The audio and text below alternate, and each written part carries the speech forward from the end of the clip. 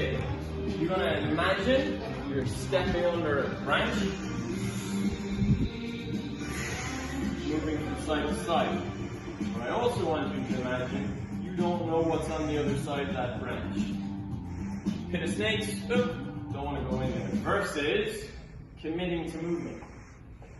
I have no option but to fall onto my leg. So I want you to hinge, load your supporting leg, reach under that imaginary branch, stay tall, stay looking around, can I stay looking around, shift over, all the way up tall, hinge, reach, but don't commit, slowly start to bring your weight over. I haven't committed, I can still move in both directions, and drive up.